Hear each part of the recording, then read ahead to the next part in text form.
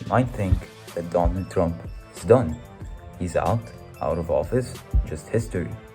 And as someone who's trying to cover breaking news and bottom line news as neutral position as possible, I can tell you it's not the case.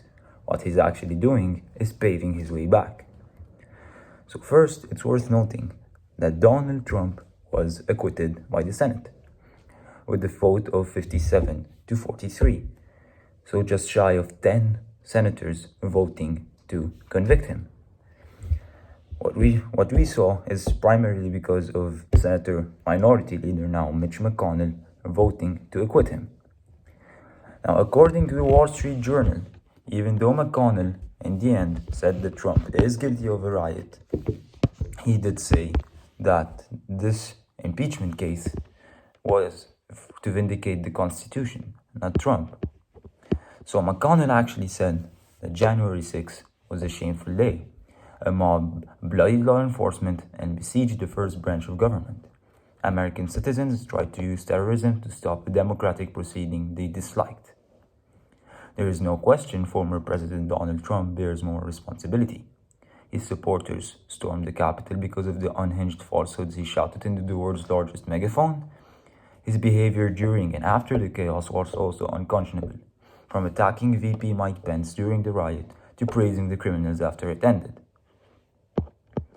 Now, some brilliant scholars believe the Senate can try and convict former officers, others don't. The text is unclear. But Mitch McConnell thought this was unconstitutional. He said the Senate's first and foundational duty was to protect the Constitution. He was as outraged as any member of Congress, but his job wasn't to find some way to inflict a punishment. So what McConnell is saying is, if he still was a president under the Senate's jurisdiction, he would have voted guilty.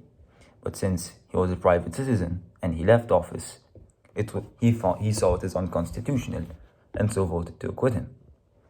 But he did slam him afterwards. And Trump actually responded in a very powerful letter that was maybe not a sign of running for office in 2024, even though now we know that most probably he will be able to do so because he got acquitted, and there is another way to convict him, but it's most probably not going to happen. So in other words, I think he can run for president again, but can congressmen stop him from running for president? Probably not. And here's his letter where he slams Mitch McConnell and all the Republican leaders, calls them weak, and is showing that he's gonna make everything to bring back the Make America Great Again and America First policies into the 2022 midterm elections. So President Trump has talked in recent days with associates about forming a new political party, according to people familiar with the matter, an effort to exert continued influence after he leaves the White House. Mr. Trump discussed the matter with several aides and other people close to him last week, and the president said he would want to call the new party the Patriot Party. Mr. Trump has feuded in recent days with several Republican leaders, including Senate Majority Mitch McConnell, who is now minority, who said that Mr. Trump deserves blame for provoking the deadly January 6th riot at the Capitol. But now, polls show Mr. Trump retains strong support among rank and file Republican voters. So on the first poll that happened on January 7th, the day after the riot, he was around 47% of the Republicans said they'd support Trump. And on the 25th, after this thing calmed down a bit, the poll was much higher. It was near 50%. No, a bit more even, almost 60% actually, excuse me. And after that, which was somewhat quite beginning of February, it was at nearly 75% of the Republicans. So Trump has a huge support among the Republicans. Now in his letter, this is what he says. So this is from the office of President Donald Trump, 45th President of the United States. 1 second.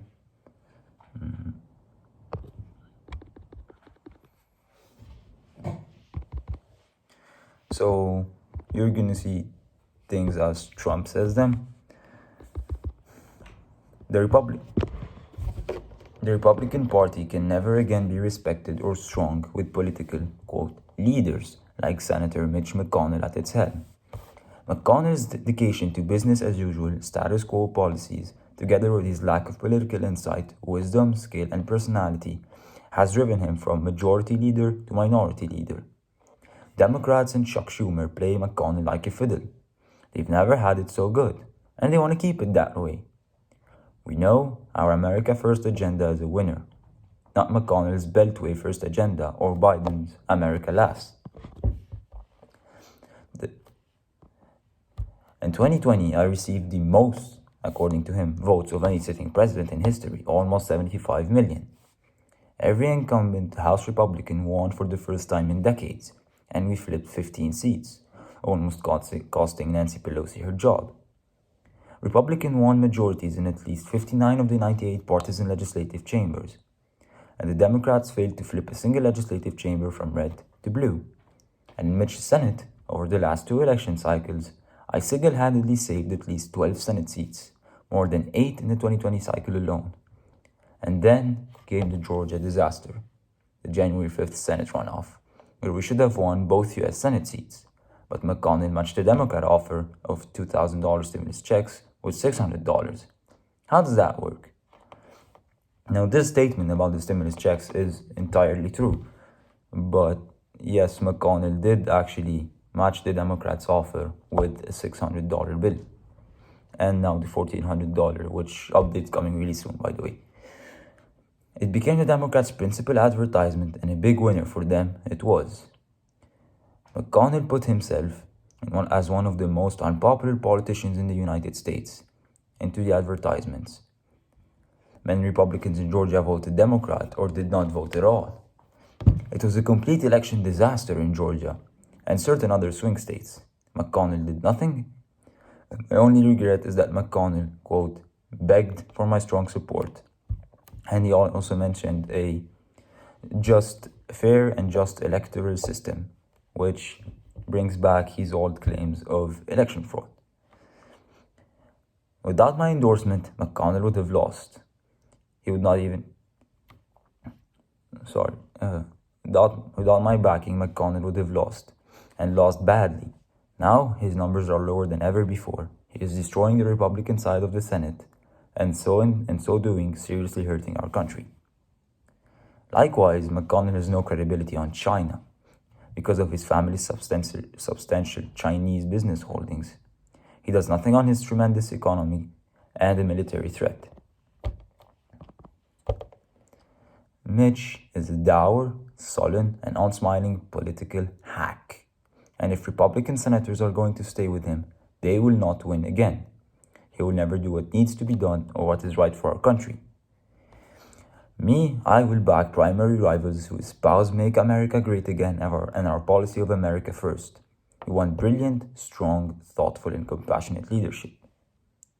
Prior to the pandemic, we produced the greatest economy and job numbers in history of our country. And likewise, our economic recovery after COVID was the best in the world. We cut taxes and regulations, rebuilt our military, took care of our vets, became energy independent, built the wall, and stopped the massive inflow of illegals into our country. And so much more. Now, illegals are pouring in, pipelines are being stopped, taxes will be going up, and we will no longer be energy independent. This is a big moment for our country, and we cannot let it pass by using third-rate, quote, leaders to dictate our future. So this was it for Trump's letter. Now, this is probably not a sign of running in 2024. It's actually a sign of the leaders he's going to be backing during the 2022 midterm election for the Senate and the House.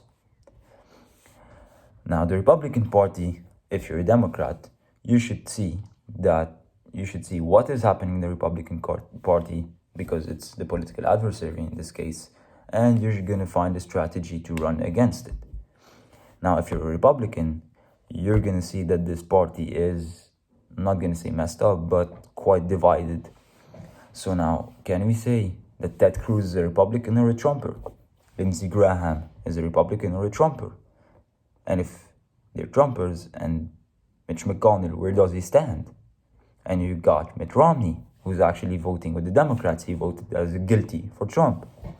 So we actually have 3 different parties in the Republican Party, which is a lot. And I think that's it for today. If you enjoyed the video, hit the like button for the YouTube algorithm, subscribe to the channel if you haven't already, and see you guys next time.